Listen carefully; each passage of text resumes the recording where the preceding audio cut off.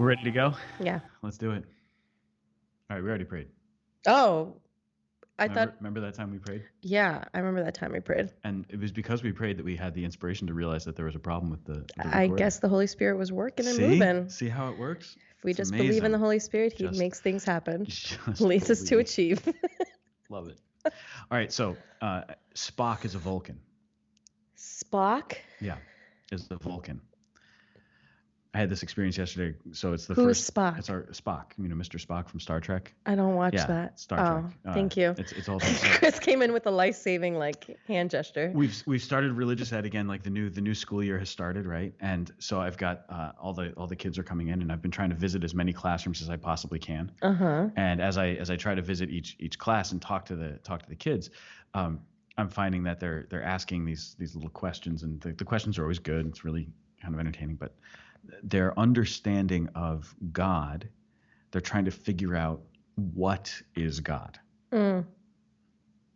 Like what kind of being is God? So like, was God a human who then this one kid who's like, I remember he was like king of a different land. I don't remember which one, but he was like king. And then because he won, he became God. Right. And I'm thinking to myself, what in the world did you learn that from, or where did you get it? But it was sincere. There was nothing like he wasn't trying to be goofy or anything. He was sincerely trying to figure out where's God from. Right. So I was thinking about it because I'm trying to explain in terms that the kids can understand that God is a divine being, the divine being, and just to help them get that concept, because they get it on an intuitive level, but now they're trying to put words to it, and really beautifully they're trying to put words. So I'm excited that they're doing that. So I thought to myself, you know what? I want to try to find an example that they're going to understand. So I said, well, let's think about like Star Wars. Right? So in Star Wars, there's different kinds of beings. There are human beings, there's droids, there's different kinds of aliens, right? And so each of them is a different kind of being, but we understand that they're different, right? So a Wookiee is not a human. Okay. Right? I don't know anything about Star Wars. The kids all know Star Wars. Like they all know. Like I knew that, like I saw some kids kind of light up and they're all excited. So all right, so here we go. We've got this concept now that humans and Wookiees are different. Okay, they get that. So I'm in the classroom yesterday, and as I give that example, they're like, okay, yeah, good. And then Chris's daughter looks at me and says, you know Star Trek? And I went, I'm in deep trouble. Right away, I knew I was in trouble because I don't know Star Trek very well. And she says, you know in Star Trek, how Mr. Spock, you know, he's the one with the pointy ears. What is he again? And I blanked completely. She stumped the priest. I could not remember what Mr. Spock was, and it was killing me because I'm like, I know this, and the only thing that was coming to mind was Klingon. I'm going, no, a Klingon, that's Worf. Worf is a Klingon. I know that. Klingons have the weird ridge down the middle of their forehead. Spock has pointy ears, and and I couldn't remember. Like for the life of me, I could not remember. It was driving me crazy. So I went across the hall into the other classroom. I said, what's Mr. Spock? And none of the kids knew what I was talking about. So I walk down the hall and I go into a second grade classroom and thinking, all right, I'm gonna remember this at some point. It'll be fine. And I'm talking to the kids in the class, and a couple of them had questions, and all of a sudden it hits me, and I just shouted in the middle of a second grade classroom, Spock is a Vulcan. And the kids just looked at me horrified, absolutely horrified, because they had no idea what I was talking about or why I was so excited. And I said, guys, I really like that you have questions, and I'm so excited for you because you're receiving your first communion this year. I got to go. And I sprinted out of the classroom, hoping that I would catch the other class before they left. And I ran down the hall, shouting to anybody who was in the hall, Spock is a Vulcan! And I thought, I am a demented human being. I know that I'm a human being and not a Vulcan. I am. Oh my goodness. It was crazy. So that was how religious ed started. So we're in a new year of religious ed. So we're going to do a new season of Spock is a Vulcan equals Roar Like the Lamb. Oh my now, gosh. New season. Spock is a Vulcan. I don't know what to say to that. Well, that's the title of the episode, I think. Spock is a Vulcan. Okay, it's probably equivalent to like when a child realizes, oh my goodness, Jesus is God. Yeah. I'm happy for you. Thank you. Oh, thank you for sharing my joy. Yeah. It is what it is. That is interesting. Isn't it great? Yeah. All right. So let's talk about catechesis. Let's talk about catechesis. This is great. We talked about the importance of this, and you've been studying up on your catechetics. Yes. Not just for the sake of catechizing yourself, but for the sake of a master's degree. Lordy Lord. Let's talk about that for a second. Mm-hmm. Where are you doing your master's? I love it. I'm so proud of you for doing that. Your mom said something the other day. This is dangerous. My mother knows Paola now, and they're friends, and they hang out, and they share a birthday. Oh my gosh, she's my birthday buddy. It's a disaster. So I was telling her she was helping me babysit the Pataro kids, and I'm really glad your mother was there because they're great, and they definitely shed a new light on themselves that day. Right. And I was like, okay, great. All right, so what'd she say? So she was asking me about what I was doing. I was like, yeah, well, I'm getting a master's in catechetics and evangelization. Where? Franciscan University. Very Sweet. Excited. Nice. Because that's where all the amazing people are. So it was that, or I guess an institute. So then I told her as well, like, yeah, I'm also doing, Dr. Greg's course from the Catholic Psych Institute and kind of working through things. And she's like, do you have to do this? Can't you just do it on your own? Is it really necessary? And I've been thinking about what Mary Ellen said. I was like, I don't know, Mary Ellen. I really want to do this. But I have been thinking about it, Mary Ellen. But I'm learning something in the more that I know about the faith, the more that I realize I don't know anything. I think this is what's been really interesting is people come to me and they're like, Paula, you know so much. I'm like, no, literally, I know nothing. Well, I know nothing aside from what I've learned and experienced in prayer and the basic catechesis that I've had. And God is so, so big. God is so big. He's so mysterious. And, my own finite understanding of him is going to be so limited. And so if I can just receive all this learning to help another person, I've been mind blown. I've just read parts of the catechism at the moment, and I'm already seeing how I can walk with people in a very particular way because of what I just learned. Sure. It gave a greater understanding of how God works. So when I talk with them about a particular situation they're going through, I see that now in light of what I just read about who God is and how he operates and how he does what he does. It's great. So it's really fascinating. It's a lot of reading. And my ADD is being tested, so that is where Lord, you are testing me. Why are you testing me? Literally, for real. I'm just like, Jesus, I don't know I'm gonna do this. And so I was up until 4 a.m. the other day. Great. Reading and doing assignments because time management and time blindness is a regular thing, a regular struggle for people with ADD. So I am trying my best here. Grad school is no joke. No. So I think the reason that you do grad school is because, like you said, the more you learn, the more you realize what you don't know. Yeah. But also, there's always a value in that gaining of knowledge. So that when you learn things, sometimes we think, does it have a practical application for me to do this study? Yeah. And the fact is that knowledge is something that's valuable in itself, even if it doesn't have an immediately practical application. So getting a master's degree in something. It may not have a practical application that's going to earn you more money. That's why your mom said I should just stick with Greg's course. But it has the value of being greater knowledge, a deeper knowledge. The other thing that happens is, especially when it comes to studying the faith, so if we want to evangelize, when we study the faith, whether it's for college credit or not, the more we study the faith, yes, it's true, the more we realize that what we don't know. Yeah. But it also makes us more effective at communicating the faith. Yes. Because once I've studied, I have the opportunity. Hang on, I got to do something here. Okay. Once I've studied, I have the opportunity then to more deeply express truths of the faith. Yes. So that what would happen for me, for example, was when I was in seminary and taking these theology classes, and sometimes you're trying to translate something that's high academic language. You're trying to communicate, and you're going, I don't know how I'm going to do this. And then I would run into somebody, a tourist or one of my college students or something. They would ask a question, and I'd go, oh. All of a sudden, based on that question, I now know how to answer it. And it's rooted in something that I know. I'm not using those same terms. I'm not explaining the document of the church or anything to them. I'm just telling them, and it makes sense. But it's all rooted in this foundation. Yes. Right? Yeah. And that's the role of a catechist, is to take the truths and feed it to people. Right. Do it in such a way that they understand. And So I was telling you this before. The word catechesis has like a bad taste in my mouth. Like eh, anybody who grew up in CCD, you're just like, didn't do anything. So there was, I was like super, super excited to take the class, and I was like, I don't really know what I'm gonna learn. And I'm astounded. And part of me ended up becoming a little bit upset over how we have done catechesis in the past because it doesn't follow what the church says. Only a little bit upset? Okay, I'm a lot upset. I'm a lot upset. Tell the good people who are listening what it is that you're reading. So the way that catechesis is presented is that presented where? Presented to the people. Oh, what do you mean? Like presented in the catechism? The catechism. Yeah, the catechism or different articles, general directory of catechesis.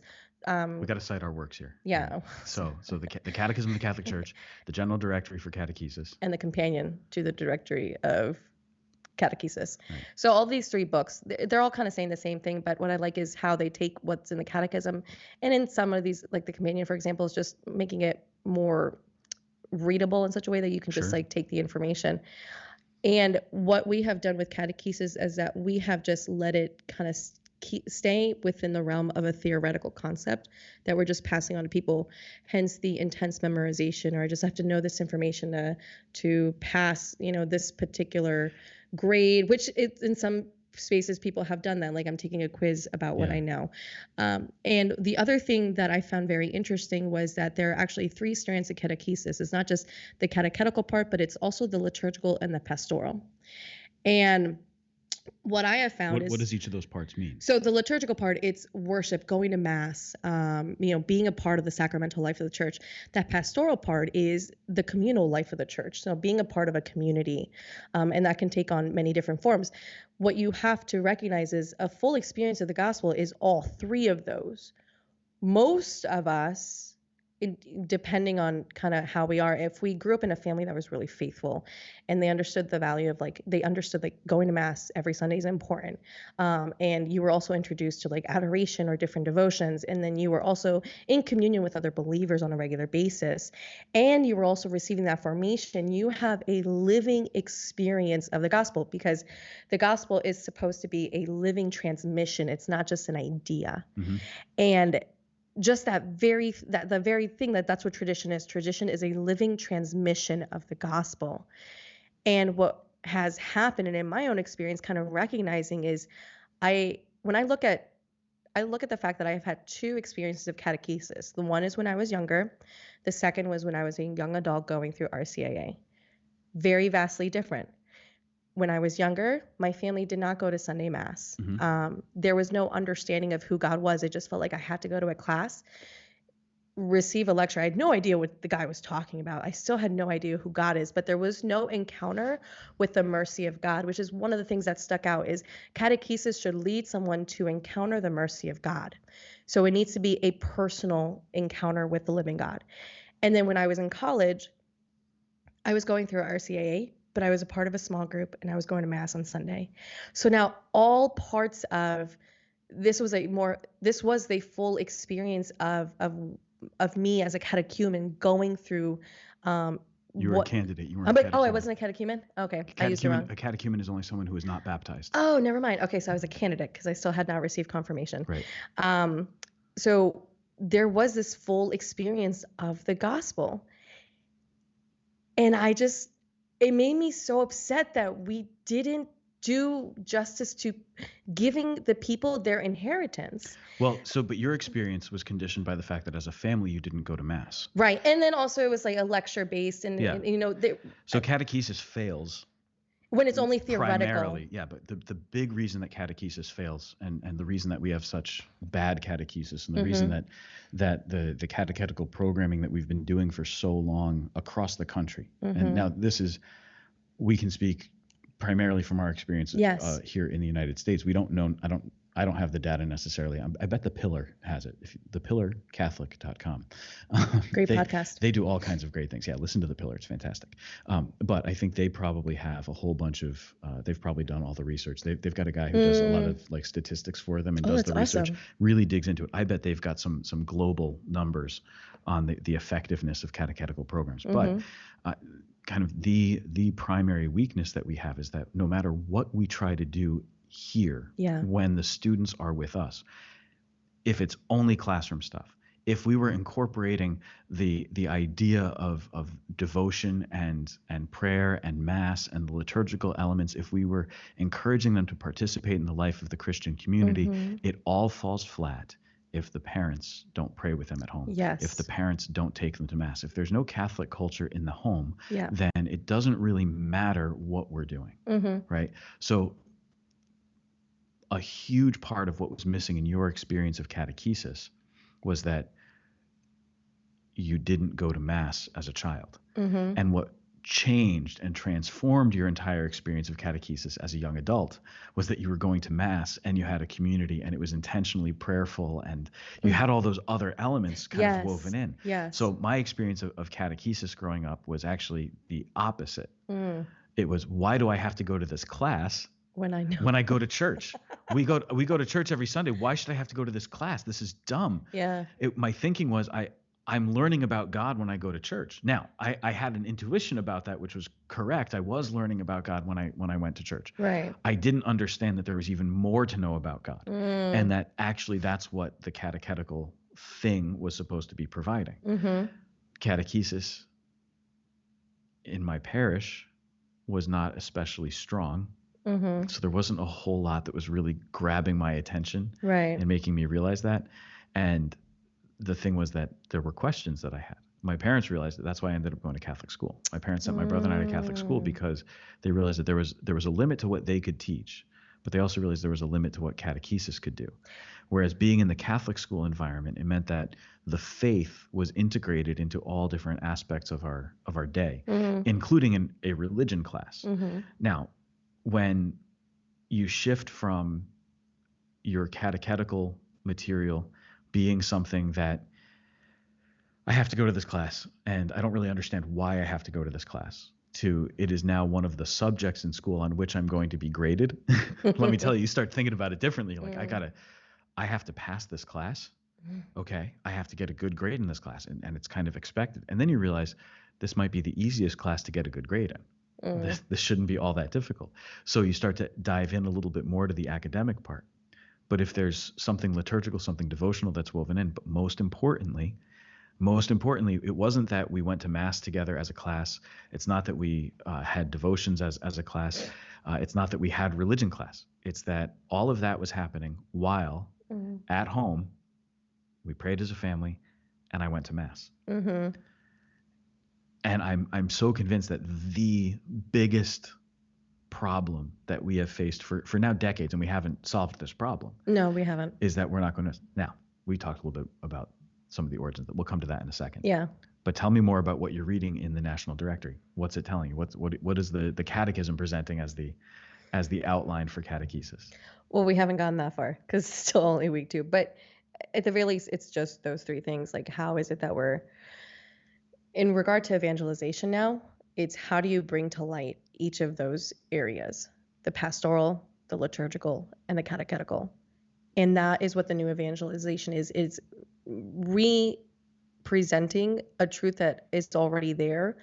But in the words of JP2, it now requires a new ardor, so a new passion, a new zeal, a new method, and new an expression.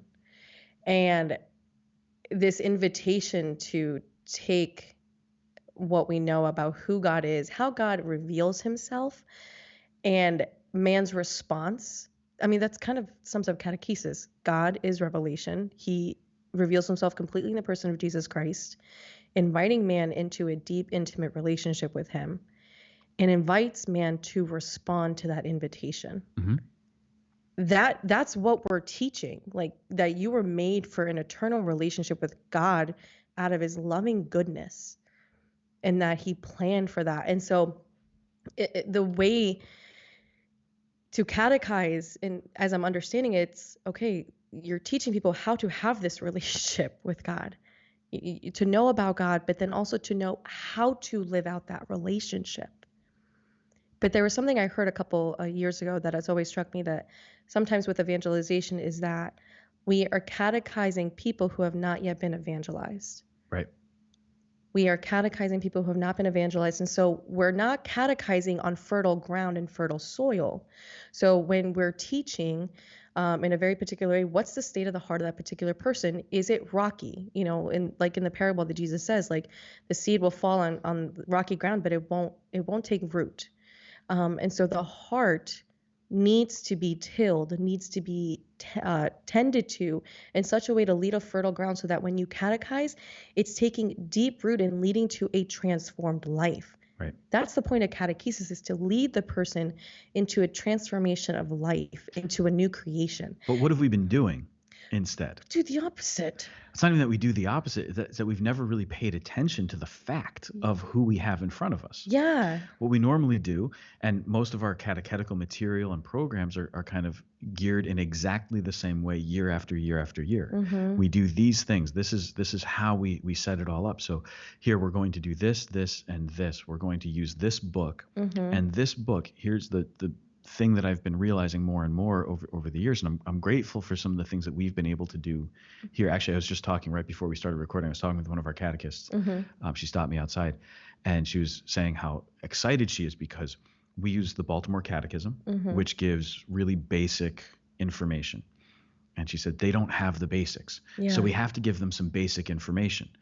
But then she said, you're also giving them scripture. Mm-hmm. You're telling them the story. Mm-hmm. And so we use a resource that gives us a way to study the Bible even with young kids. Yeah. So they get a chance to do some scripture study to learn the story. Yeah. And so that makes it more real. Mm-hmm. That makes the whole experience more real. So then they're getting simultaneously the story and some of the basic facts that they need, and then to open it up so they can have that freedom to ask questions, which Mm-hmm. is really key. So what we've done for a long time, though, is we've used the same book. And this is, I don't mean we at St. Pius necessarily, right, just in but general. In general, catechetical programs tend to use sort of the same material. And the same material presupposes something. Yes. And the presupposition of almost all of our catechetical endeavors has been that we are talking to people who go to church, Yeah. who go to Mass, who are practicing Catholics. Mm-hmm. And what we have failed to recognize in those materials is that, in fact, what we're most often dealing with is not just children who don't go to Mass, Mm-hmm. but whole families, and often whole families for multiple generations. Yes. So if you look, you would see that in the years leading up to the Second Vatican Council, Mass attendance was in decline. And it was beginning to decline in many places. We talked about this the other day, right? Yeah. So Mass attendance was starting to decline in the 50s. So prior to Vatican II being called, and it was especially declining in Europe. This is after 2 world wars that have devastated the continent, have devastated the world. We've seen the depth of human depravity and all that awfulness, right? So with all of that, there's this sort of decline in faith and decline in practice because there's questions, honest questions that are arising in the hearts of people about what they believe and why they believe it. Right. All right, so if honest questions are starting to arise in the heart about what we believe and why we believe it, it becomes harder for some people to practice the faith. Some people are opting out. They're rejecting the faith.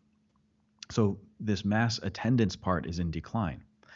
With the calling of the Second Vatican Council, the idea was to reinvigorate our ability to communicate the faith, to hand the faith on to a world that needed it, understanding that in these years after we have seen the depravity of man in the concentration camp and in these weapons of absolute destruction, then there's got to be something that reminds us that there is a God who loves us, that there's mercy in the world. There's got to be something that calls us back to who we really are as human beings.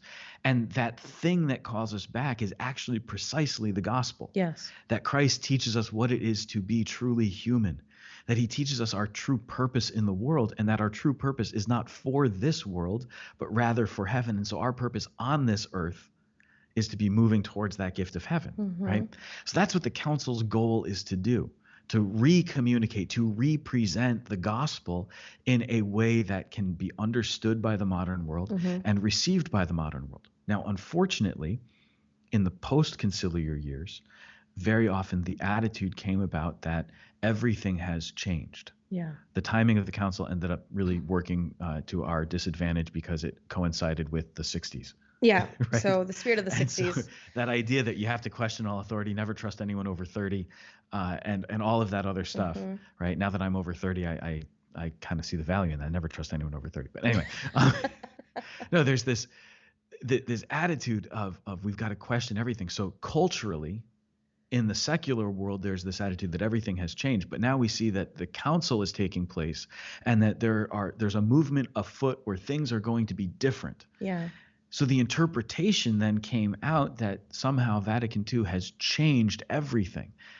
And so little things were changed that were meant to be a pastoral concession or a movement of pastoral care. For example, holy days of obligation. Holy days of obligation in many cases got transferred from a day during the week to the closest Sunday. Oh. Right. So if the day of the feast itself fell on a weekday, then that feast was transferred to the closest Sunday. So all of a sudden you see these holy days of obligation no longer being held as important. Well, then what starts to happen is people start to think maybe Mass as a whole is not that important. You have kind of an emphasis, a positive emphasis, a very necessary emphasis on God's goodness and mercy and the possibility of salvation, even for those who don't yet believe because they haven't come to understand that there is a God. And then people start to say, well, if salvation is possible and all of this stuff and God is so merciful, then do I really need to confess my sins? Right. And so you see confession starting to decline. Right. As confession and the idea of going to Mass and then take like the Friday fast. So the Friday abstinence from meat gets rewritten by the U.S. bishops to be some other sacrifice is acceptable on Fridays. Well, nobody's making another sacrifice now. They're just eating meat because they were told it's okay to eat meat on Friday. I didn't know that. Right. Until you mentioned it last year, and I was like, huh? So if nobody changes anything, if they just go, oh, we're allowed to eat meat now, they miss the second part of that, which is that if you choose to have meat on a Friday, you should make some other noble and worthy sacrifice as a way to just mark the day, because Friday we remember the death of Christ on the cross. Right. Well, that stuff kind of gets lost in the rinsing. Yeah. Right. So we come out with the most important thing, we think, which is, oh yeah, I can eat meat on Friday. Going to Mass isn't really that big of a deal, and confession is like if you really feel like you need it. Yeah, but God loves me anyways. So. Right. Well, that's happening in the late 60s.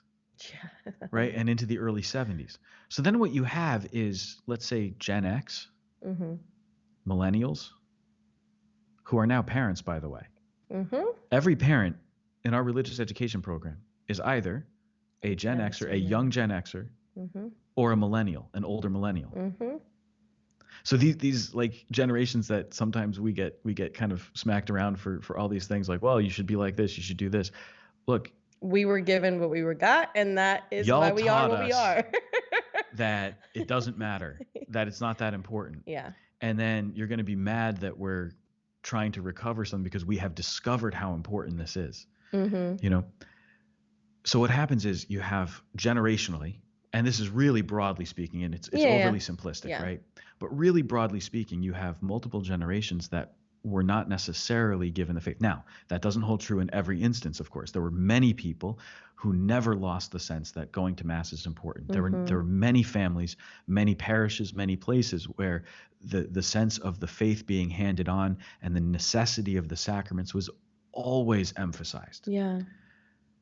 Those are the people who are still coming to Mass. Those are the people who are doing this and have the understanding and who are doing the things that are necessary for catechesis to actually bear fruit, right? When you bring your children to Mass, you are doing the most important thing that will make catechesis bear fruit.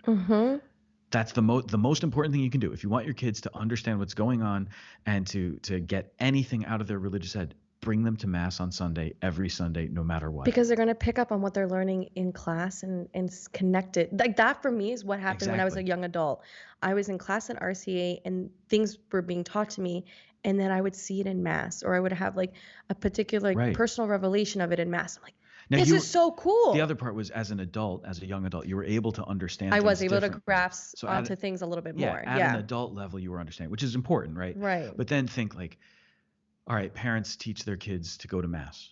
Parents teach their kids to pray. Right? So here we pray every day. And even if it's a really simple rote sort of prayer, you're teaching them the necessity of that. And then whatever they're getting from their catechetical experience, it's supported at home. They make the connection between the book that they read and the knowledge that they gained in class and the thing that they do at home as a family. Right. And when you have that happening, when those things are taking place, then catechesis can actually bear fruit. But so often what's happened is you have now these multiple generations that were taught either by the practice of their own families, or this is the message they received when they did go for catechesis. So simultaneously, you might have a family that doesn't really go to church all that often. And the parents, who are always this is from Vatican II also, the first witnesses of the faith. This is deeply in all of the documents of the council, that it's the parents are the first teachers. The parents have the responsibility to do this. It's beautiful what it speaks about to parents and how they have to have an active role in the education of their children, both their education, broadly speaking, and their education in the faith. It's amazing. All right. So you have all this stuff happening where you might have a family that doesn't go to Mass that often. All right. So the kids are internalizing that maybe going to Mass isn't that important. Well, the next generation, when they have kids, when those children have kids, they were already taught that it's not that important to go to Mass all that often. So they go to Mass less often. And so in just the transitive property, right? As one generation goes to Mass less frequently, the next generation goes to Mass even less frequently. And then the lesson being handed on, not even deliberately or maliciously, right, is that church isn't that important. But then what's also even less intentionally being handed on is the idea that a relationship with God either does not matter or is not possible. And so somebody might be, quote, raised Catholic. Right. But are they really truly being raised in the faith? Because they were never evangelized, they were never introduced to a living relationship with Christ. And then they have the sense that they're not really, they don't have that relationship. It's interesting because it kind of all creates like a culture for the nominal Catholic. Like that's what we have right now. And in spaces where I've talked to people or I've worked with them, I find myself undoing a lot of the poor catechesis that they have received, and I have to represent it in such a way that it's palatable to them, but also joyful and exciting. It's not what you think it is. Well, and it's difficult for people who are trying to really live their faith, because they're striving every day. They really want to do it, and all of a sudden they feel like the outsider. And they wonder, am I doing something crazy? Am I wrong for believing all of this? Am I wrong for trying to practice it? Because now so much of the secular mentality has crept in that says this isn't really that important. Don't worry about it. You know, anybody who's religious is really just some kind of a crazy fanatic. Yes. They start to internalize that. There's a pressure that's put on them from the outside. And then, I mean, not for nothing, I remember one of the hardest things was going into a classroom. This is several years back, before the pandemic and everything. And I was in the classroom, and I'd never seen any of the kids in this classroom, religious ed, except for one. At Mass. And no, I mean, only one of them I'd ever seen before. And it's because I knew this child from when they come to Mass with their family. And I watched as this boy got more and more shy, because I would throw questions at the kids, and I was trying to engage with them and talk to them. And as the other kids didn't know any answers, but he was always the one who did, he started to hold his hand down, because even though he knew the answer and even though he wanted to talk about it, he felt like the outsider here at his own parish. And he was feeling like the outsider, not because he was, but because everybody else who was there, the actual outsiders, and I don't mean that in a way that's, full of condemnation or anything. Right. They didn't come to Mass. They didn't have the experience of the faith. They didn't know who I was as their pastor. Right. And he started to feel strange, that the fact that he went to Mass with his family, that he knew who I was, that I knew his name, that he knew answers to the questions that I was asking, that was weird to him. It kind of broke my heart, That's really sad. So then look at a lot of what we've done with catechesis, especially the after-school catechetical model. So I'm not talking about what might happen in Catholic schools. Oddly enough, I think I know less about what goes on in Catholic schools now than I did when I started seminary, because I was closer to Catholic school at the time. You were. But now that I've been in parish life for so long, and I don't have a school, the bulk of my experience is parochial religious education for students who do not go to Catholic school. So I'm like, I see that part most often. All right. Well, so what ends up happening? We end up very often kind of playing to the lowest common denominator. I was just going to say that. So I was thinking like 10 minutes ago that I wanted to say that. That's what we're doing. And so people who need to know more and want more aren't receiving what they're getting. And so their faith becomes stagnant and can become, especially if something goes really wrong in their life or it's risky. And it's like, well, where was God? It's, oh gosh, it's so frustrating. So much of our catechesis is geared towards we've just got to kind of fill in the holes that have been left by catechesis and by the lack of practice. The problem is that for those who are practicing, catechesis gets stale. Yes. And well, what's the point? I'm not going to learn anything else. I already go to Mass. This was my experience as a kid. I go to Mass. There's nothing that I'm learning in this class that's telling me anything that I don't already know from going to Mass. Exactly. That I don't already know from what we do at home as a family. There's nothing that I'm learning here that's telling me anything new. But when I started going to Catholic school, and all of a sudden religion was something that was incorporated into everything that we did. I remember when I was in Greenwich, at Greenwich Catholic School, there was a virtue of the month for the students. Oh, wow. And every month there was a different virtue labeled that this is the thing. And so the kids got a lesson about the virtue. And then they got practical tips on, and part of their religion class was asking, how can I live this virtue? And then at the end of every month, there would be a little certificate given to the kid in each class who best exemplified the virtue of the month. So the kids were being taught the virtue. This is what the virtue is. Yeah. They were invited to reflect on the virtue so that it became something that was more internally understood. So you come and you sit down and think about what this virtue is. Then they were given tips for how to live the virtue, and they were invited to put the virtue into practice, to live out this virtue this month, and to strive for something that was truly virtuous. Well, in that case, then they were being invited into this. And then the gift, the certificate for the virtue of the month was always given after Mass. Oh, wow. On the first Friday of the month. So this past month, you lived out this virtue really well. And so in the context, well, not in Mass, it was always after Mass, but they gathered for prayer as a school, as a community. They got their virtue of the month. It was such a good thing. But if you've got those things happening, it's integrated into everything. You're not playing to the lowest common denominator. No, you're not. You're actually encouraging people to something great. But so much of our regular parochial catechetical stuff is just, we're going to talk about here's the stuff that you need to learn. Then we're going to make up the stuff that so many of the kids don't know. Right. We're going to try to fill in what they don't know. Right. So a kid who goes to church, a kid who does these things is often just kind of stuck. Yes. And it's really hard. Yes. Because we're so unable to get through. But why are we unable to get through? Not because of the kid. This is the thing. Like, the kids who come for religious ed are so open. They are. What I have been blown away by my entire priesthood is how genuine the questions are. Yes. From the students, especially the students in the younger grades. This is why I'm a huge fan of confirming at a younger age. There's an openness still that's present.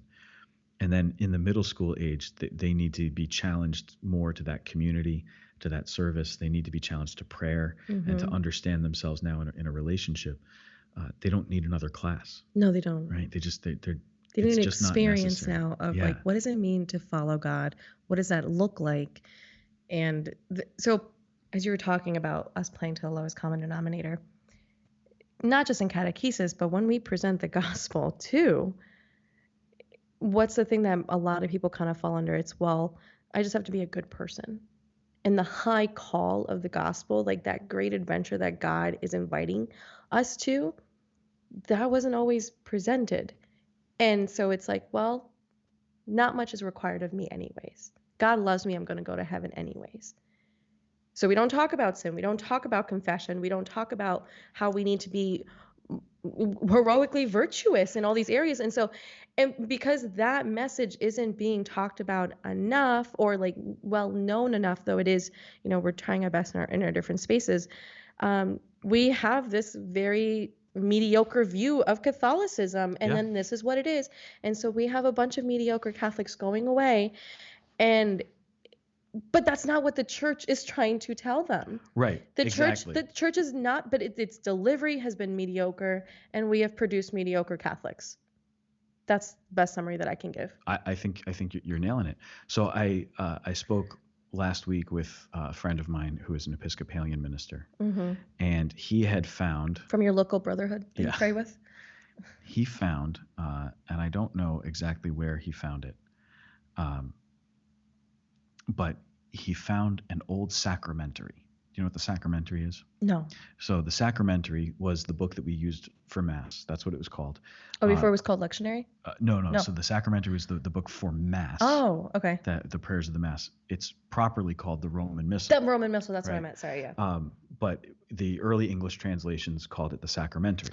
In 2011, when we received the new English translation, it was properly referred to as the Roman Missal, because that's what it actually is. It's the Roman Missal. All right.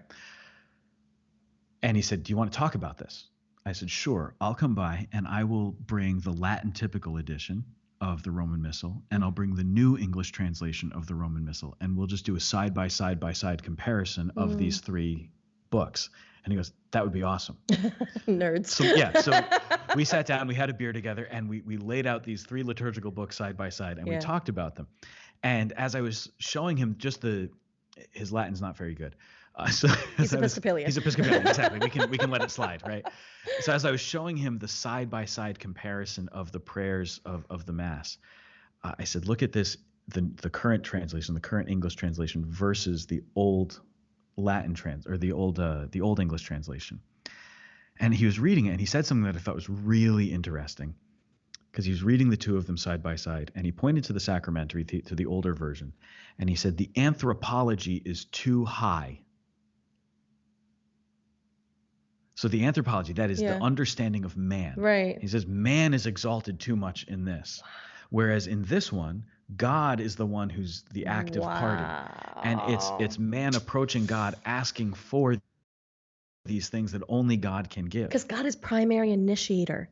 Right. God is the primacy of grace, but we've turned it into us going, that's where everything gets messed up. That's exactly it. We are responding to God's invitation. We didn't do anything. Right. Basically, if you read the prayers of the old, no, it's okay. If you read the prayers of the old sacramentary, they can kind of be summed up with, God, you're good. We're pretty good too. Please eventually let us get to heaven to be with you. That's ridiculous. Whereas in the new translation, there's certainly the praise of God, and then the request, Lord, give us this today, in an active sense. Like the petition that's made in the prayer is far more active. Lord, help us to do this thing today, so that having carried out this virtuous act or done this righteous thing or received this grace that only you can give, we may attain that gift of salvation with you forever in heaven. It's recognizing we depend on God. So here's an example, okay? Today, as we're recording, we're recording on the exaltation of the Holy Cross. So the old translation of the prayer at the beginning of Mass for the exaltation of the Holy Cross. God our Father, in obedience to you, your only Son, accepted death on the cross for the salvation of mankind. We acknowledge the mystery of the cross on earth, period. May we receive the gift of redemption in heaven, period. All right. Now, the new translation. O God, who willed that your only begotten Son should undergo the cross to save the human race, grant, we pray, that we who have known his mystery on earth may merit the grace of his redemption in heaven. So we acknowledge the mystery of the cross on earth. Yeah, we know it happened.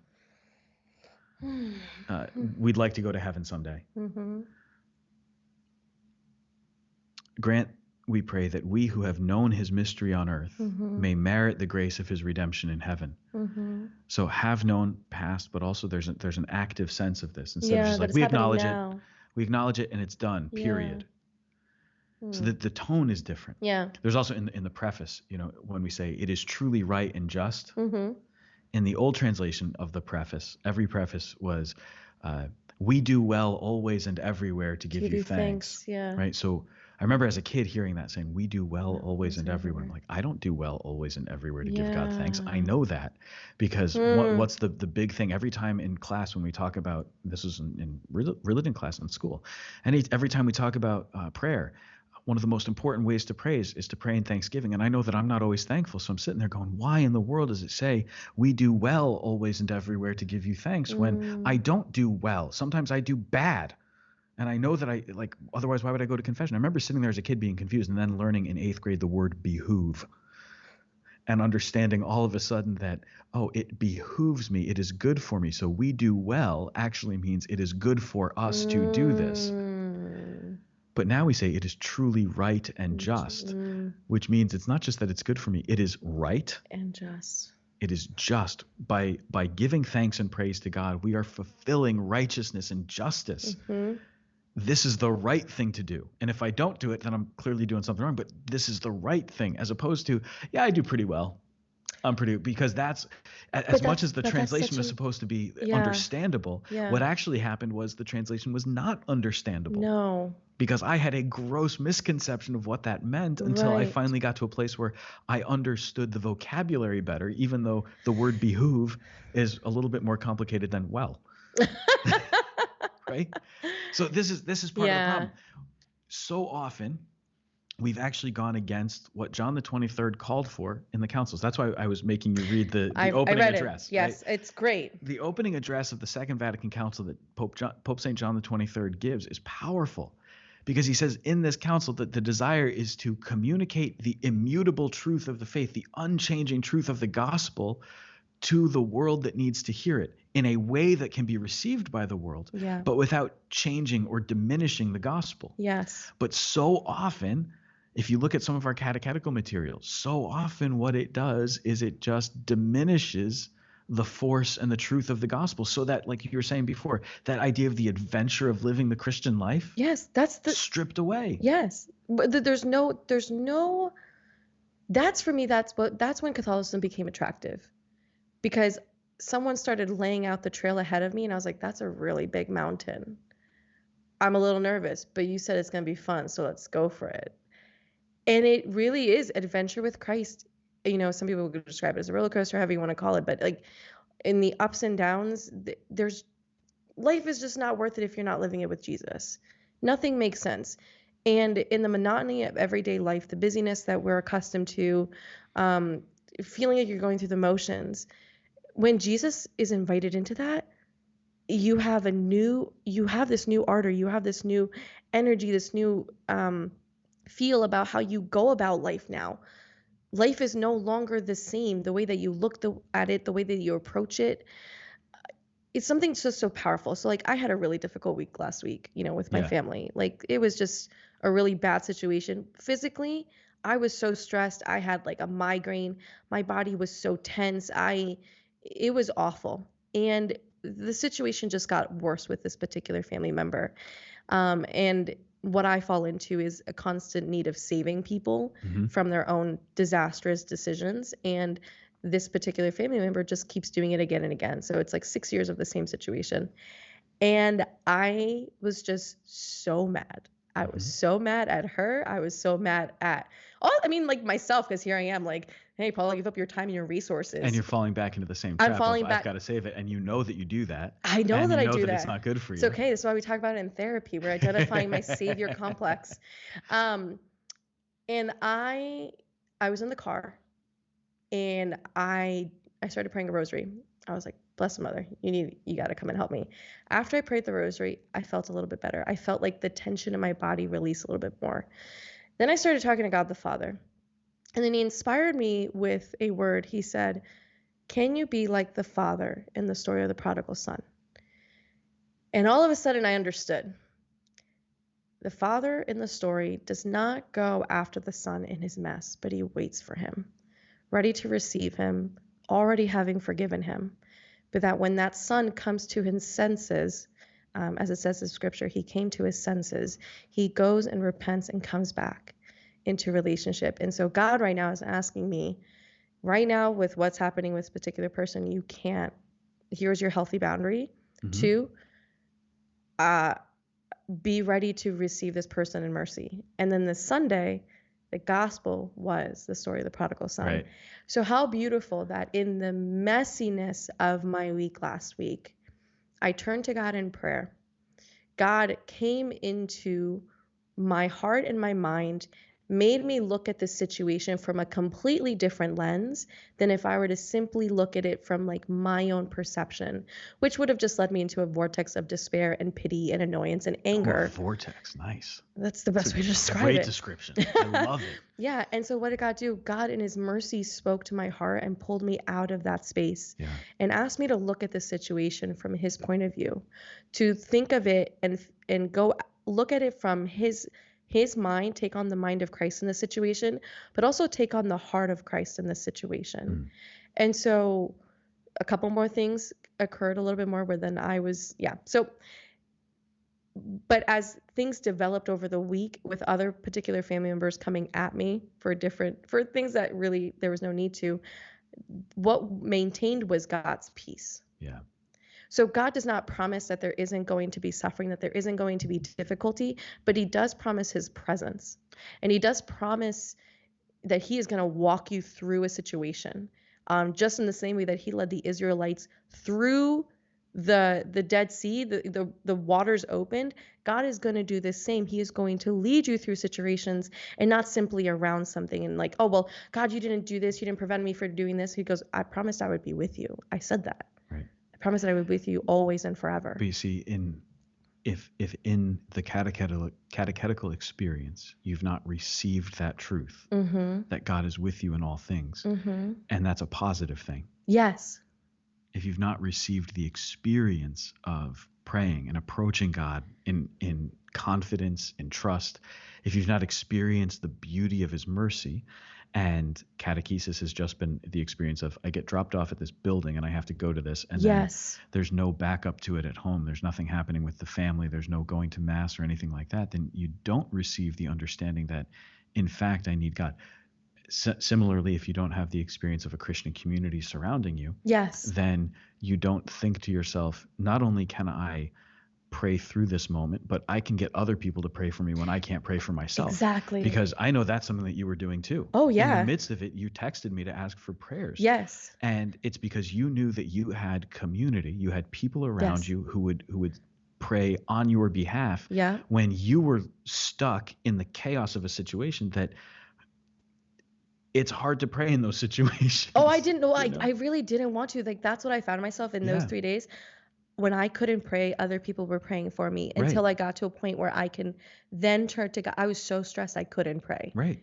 And that's a reality. And when you're able to recognize that, but then you also know that you have that backup. What happens to a person who was not raised with the experience, who wasn't ever given that evangelical truth that God is with you and loves you and provides you with everything that you need, that his mercy endures, that he's with you in the midst of suffering, that Christ suffered on the cross for you and with you, right? What happens when they don't know that they have a community that they can rely on spiritually as well as materially? Yes. Right? When they don't have that experience, it's easy for them to then say, well, where's God in this? Yes. And then whatever they might have learned in catechesis just kind of falls apart because they don't really know it on that deep human level. Right.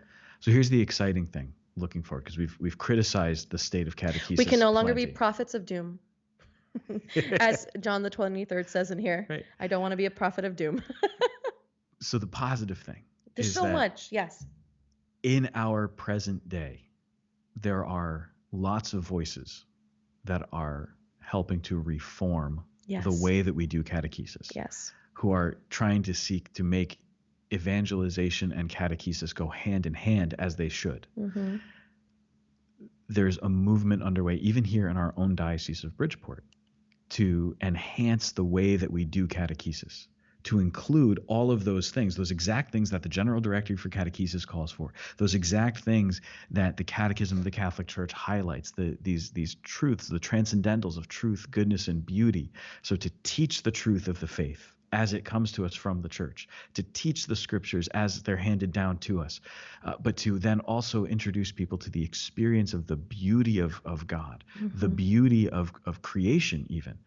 to introduce them to community, to the idea of being part of something bigger than themselves, to the idea of serving those who are most in need. And through those, and integrating truth, goodness, beauty, integrating the experience of service, integrating the experience of liturgy, integrating the experience of community, integrating the experience of personal prayer and devotional prayer alongside the more academic things that we need to know about the faith.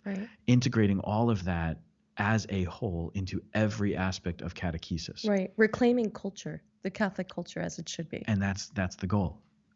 The challenge as we do all that, because all of those things can be done. You can put together a program that's going to incorporate all of those things.